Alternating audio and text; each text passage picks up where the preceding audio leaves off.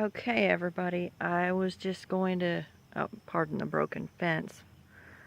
I repaired it one day when I didn't want to replace all 3 boards, and I just replaced the one board, and I nailed it on instead of screwing it on, and that guy you can see between the 2 barrels, he pushed it off of the,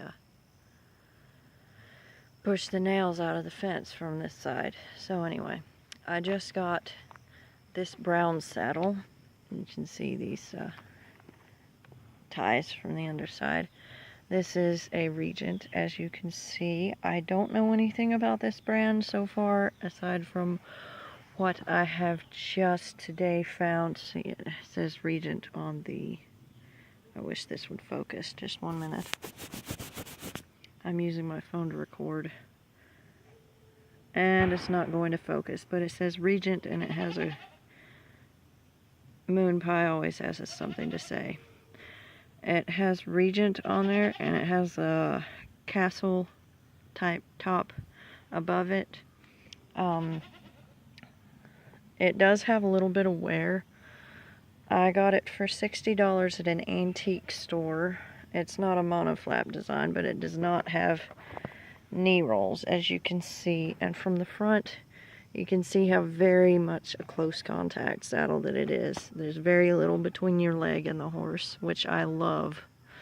I'm not used to that.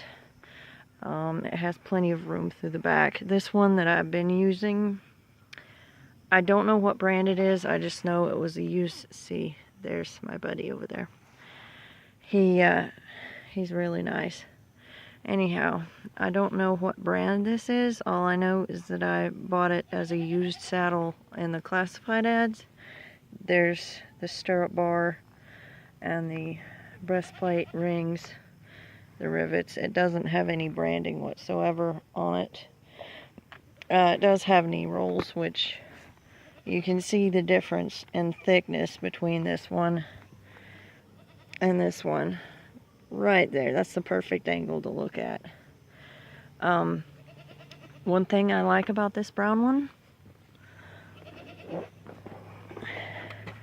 if I turn it around, for one thing, it's very lightweight.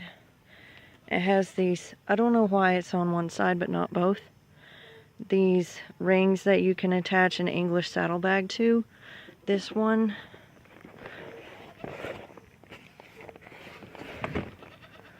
does not have those. It has them, and it doesn't have them. Again, with the billets, these are a lot less worn. Stirrup bar right there. Let me see if you can... right there, that tan that you're seeing, that is the wooden tree that's actually visible underneath the leather. Wonder if you can... You actually cannot see that over here on the Regent. I did remove the buckle guards, I believe they're called, since I have to do my I'm sorry, I'm used to doing Western, my girth up really tight with him, because he tends to suck in air and then blow out as you're riding him. He's done that ever since he was younger. The only difference in fit, this one seems to have a wider gullet on the front.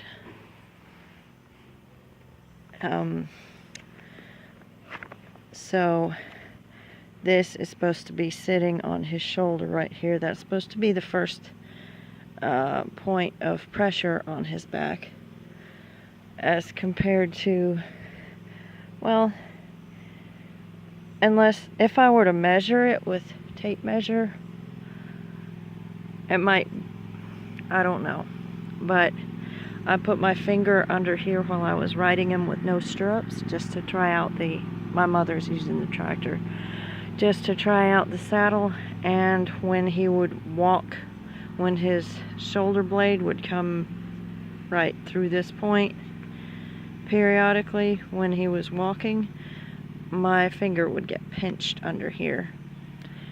So, and I noticed that this one doesn't do that. So, anyhow, I did oil this saddle really, really well so it would be more supple and flexible, but it's still wanting to curl under. This is what it looked like on the shelf and when I got it home, no matter how I hung it. So that's an improvement. It does have some wear where the stirrup leathers were hanging right here, especially on the left side.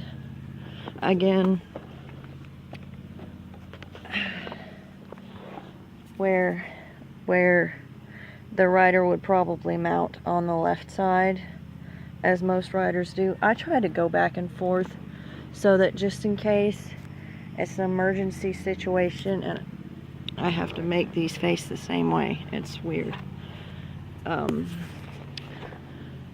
If there's an emergency situation and I cannot mount from the left side, that he doesn't act any kind of way because he's used to it already. So anyhow, that's my two saddles.